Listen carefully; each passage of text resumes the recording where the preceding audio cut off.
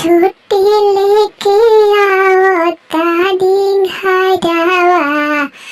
आज टेलीफोन आइल बा, देवलोक से चलल बाड़े, पटना में उतरल बाड़े।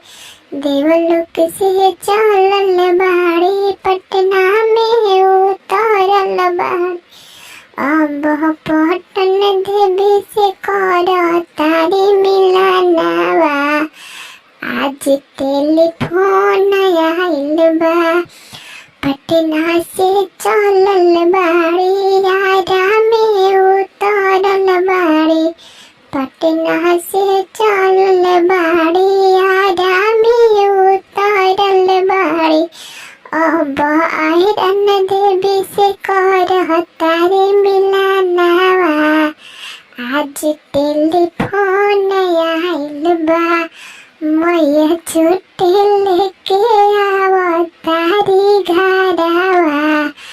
आज टेलीफोन आइल बा, आरा से चलल बाड़े, बिहिया में उतरल बाड़े।